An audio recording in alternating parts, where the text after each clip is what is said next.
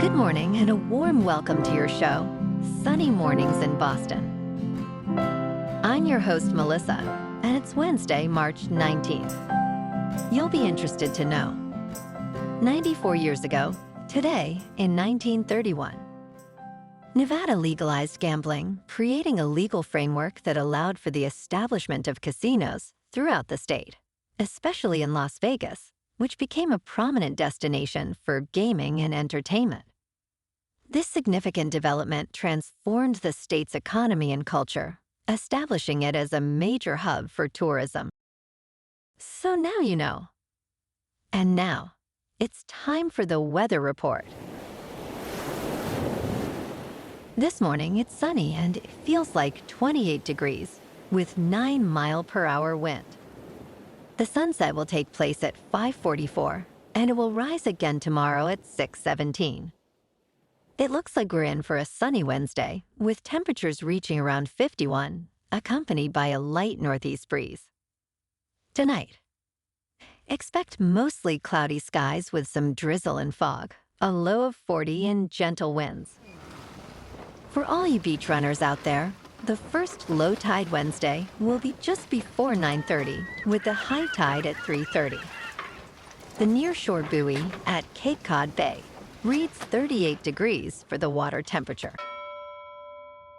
Looking ahead in the weather, expect mostly cloudy skies Thursday with drizzle and fog in the morning and a high near 56.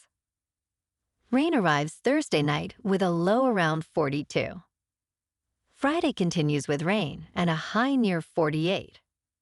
There's a chance of rain Friday night before 10 p.m. with lows around 36. Saturday brings mostly sunny skies and a high near 59, cooling to a low around 35 at night. Sunday will be sunny with a high near 48 and lows around 31. Bonjour, food enthusiasts. This podcast is brought to you by Versailles Cafe and Pastries in Encinitas. Nestled on El Camino Real South, just north of Encinitas Boulevard, this cafe is a haven for culinary delights. Indulge in their amazing Eggs Benedict or their gluten-free crepes. You can grab a panini for lunch or just breeze on through to get your morning coffee.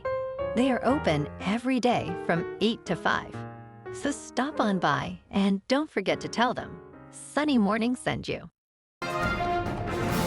In local news, the Commonwealth has filed a motion to reinstate a buffer zone around Norfolk Superior Court in Dedham during Karen Reed's retrial. This zone would prohibit demonstrations, signs, and clothing in support of either party or law enforcement. During the first trial, a buffer zone was established within 200 feet of the courthouse, located in downtown Dedham. The new motion requests two changes. First, to extend the buffer zone to include the area within Bates Court, Bullard Street, Ames Street, and Court Street. Second, it seeks to include a mechanism for enforcement, allowing police to use reasonable physical force for compliance.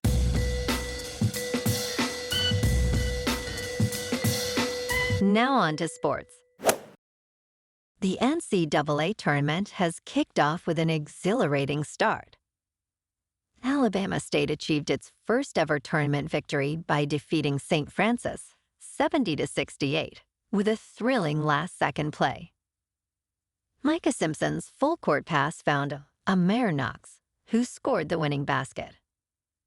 Knox led his team with 16 points, while Juan Cranford Jr. from St. Francis contributed 18 points and 8 rebounds.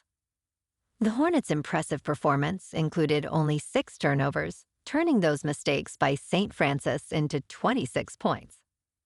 Meanwhile, North Carolina beat San Diego State and will play Ole Miss in the next round. In local sports, last night, the Celtics secured a solid victory against the Nets, winning 104-96 at the Garden. Baylor Shireman shined, scoring 13 of his career-high 20 points in the fourth quarter. Kristaps Porzingis added a dominant 25 points and 13 rebounds. The Seas improved to 50-19, while Brooklyn drops to 23-46. Boston remains unbeaten against the Nets this season. Friday night, the Celtics visit the Utah Jazz at the Delta Center. Tomorrow night, the Bruins at 30-30-9 take on the dominant Golden Knights in Las Vegas. David Pastrnak, with 83 points and 34 goals, leads the Bees. The Bruins aim to bounce back against the favored Knights, who are 39-20-8. In top news, NASA astronauts Butch Wilmore and Suni Williams have safely returned to Earth after a 9-month mission that began with a week-long test voyage to the International Space Station. They landed off the coast of Tallahassee, Florida, alongside crewmates Nick Hague and Alexander Gorbanov. Their mission faced significant challenges, leading to their extended stay and a switch to a SpaceX return instead of using Boeing's Starliner. During their time in space, Williams set a record for the most spacewalking hours by a female astronaut, totaling 62 hours and 6 minutes. In business news, in a significant move, Ben & Jerry's announced that its parent company, Unilever, has decided to remove Chief Executive Dave Stever, intensifying a conflict over the subsidiary's independence regarding social policy issues. This decision was disclosed in a court filing, with Ben & Jerry's claiming Unilever threatened its personnel to suppress its social mission. Stever, who joined the company as a tour guide in 1988, became chief executive in May 2023. Ben & Jerry's has a history of social activism since its founding in 1978, which has increasingly clashed with Unilever's corporate strategies. The case continues in the U.S. District Court. In crypto movement, Bitcoin is unchanged at $83,000. Ethereum is up 0.5% to just over 1,900. And Goatse's Maximus is up 13% to 5 cents. Moving on to a more local vibe. In our community spotlight on health and wellness, we are working with a national Pilates studio to bring you some free classes, so listen up. Check out Club Pilates, with several locations in the Boston area. Pilates presents a comprehensive wellness approach, cultivating strength, reducing tension, and elevating mental well-being. Scientific research affirms its benefits. So now you can check out Club Pilates for a free class. With locations in Canton, Wellesley, Hingham, Brookline, and Framingham, just be sure to tell them Sunny Morning sent you by. And now, back to the show. Let's talk science.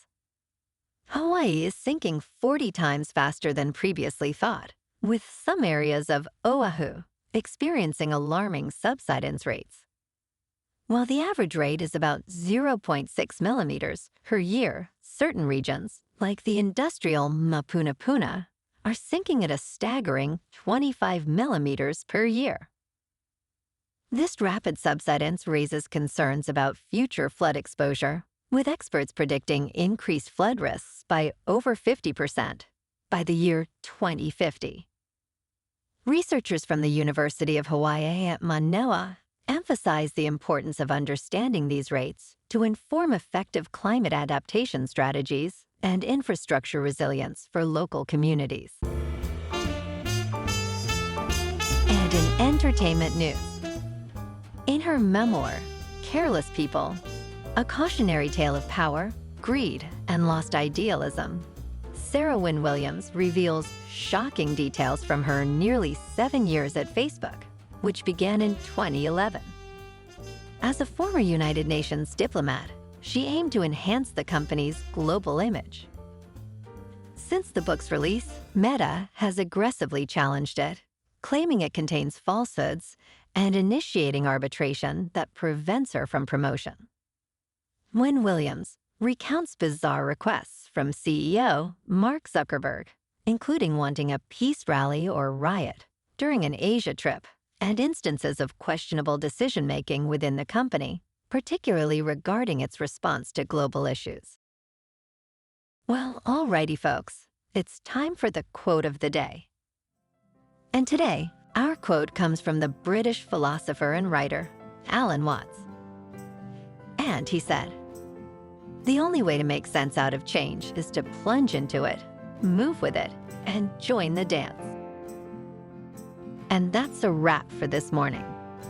You can check out our Instagram, YouTube, and TikTok for some captivating aerial videos with local news and the weather reports. Have an amazing day, my good friends. We'll see you tomorrow with another episode of Sunny Mornings in Boston.